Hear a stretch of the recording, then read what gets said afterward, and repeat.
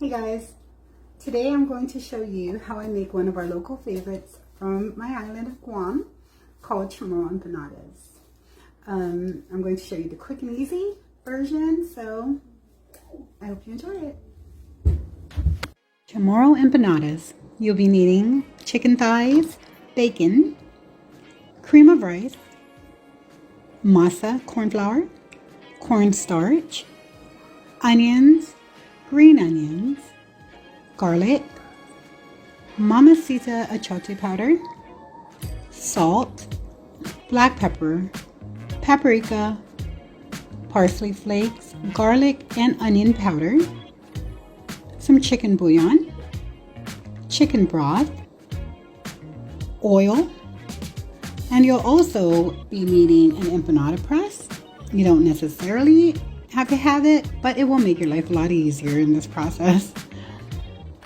And we got some parchment paper. I got some rounds that I had ordered from Amazon. Let's start off with making our chamorro empanada filling called chilaquiles. You want to dice up 1 large onion, 3 bundles of green onion, and of course, once again, I left out an ingredient, red hot chili peppers. And you can chop up as many as you want or as spicy as you want it. Now for our bacon. I have 1 pack of forest bacon here, and you're going to want to chop that up really fine. Moving on to our chicken. We're going to season our chicken with all those seasonings on our ingredient list, which was salt, black pepper, onion powder, garlic powder, and paprika. Now be sure to season both sides of our chicken. We want to get as much flavor in that chicken as we can. All right, now to a hot pot, we are going to add some oil and our bacon. Once we get that all separated, we can add in our chopped onions and cook that down till softened. We can add in our 6 cloves of garlic and season that with some black pepper and paprika. Now once the bacon is fully cooked and the onions are softened, we want to go ahead and transfer that into a bowl.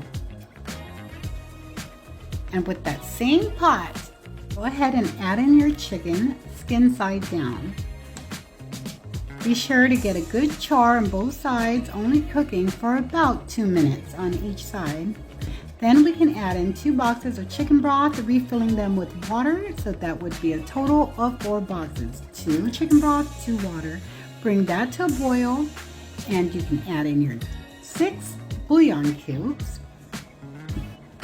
Let that cook. And once fully cooked, we're going to remove the chicken. The water should have reduced down about halfway. Go ahead and replace that water that had been reduced down with more water and continue to let boil. Now to my bacon and onion mixture, I am adding 3 packages of mamacita achote powder. Now be sure to mix it with the bacon. Do not add it directly into the pot of broth because it tends to clump when mixed with liquids rather than solids. Once combined really well, now we can go ahead and add it to our broth, being sure to get all that achote out. That's where the flavor lies. Now I'm re-seasoning everything. Remember how we had to add in more water? Yes. That means we have to add in more seasonings and spices. Now chilaquiles is just one of those dishes where you can alter the measurements of your seasonings and spices to get it to your liking. All right, now here's where I add in my parsley flakes. And it's also the time where you can add in your shredded cooked chicken. I usually save mine till the end. And now we want to add in our chopped red hot chili peppers. Okay, now for this next step, you want to be really careful because as it thickens, it gets really hot and tends to burst. And that is when adding our cream of rice. I have 2 boxes of cream of rice that I am adding in while stirring. We want to do that because we don't want a chance clumping. Now remove it from the heat and add in your green onions and your shredded chicken. Also, check on the taste if you need to add in any more spices. The consistency of it should be pretty thick. Remember, it's going to be used as a filling, so we kind of want it thicker than the average chilaquila soup. And there we go. We're going to go ahead and set that aside, let it cool while we work on our empanada crust. Here I have 4 cups of masa, corn flour, 1 cup of cornstarch, 2 pats of mamacita achiote powder, a teaspoon of salt, a teaspoon of garlic powder, and we're going to go ahead and blend that in really well. Now we can go ahead and add in our 6 tablespoons of vegetable oil and 3.5 cups of chicken broth. Mix that up really well and move on to your hands to continue mixing. The texture should be kind of like clay. You should be able to form little balls without it sticking to your hands. All right, now here I am using a cookie dough scooper to measure my shells. I'm going to go ahead and roll them up into balls and lay them between 2 parchment papers. And using our tortilla press, I'm going to press it down really hard. It should come out as flat as a tortilla. And now time to fill it with our chilaquiles filling. All right, we only want to use about 1 tablespoon, maybe 2. Just be sure not to overfill it, because if you do, it will seep out during the filling process. And to fill it, we want to just fold it over as seen on the video and push down with our fingertips until it is all filled. And that's it.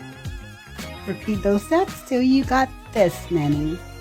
Then you know you have Chamorro empanadas. Now you can freeze these up till ready to cook. Well, let's go ahead and cook one up first. We're going to deep fry them. And if it's frozen, be sure your heat's not too high. You want to make sure the inside is cooked before the outside burns.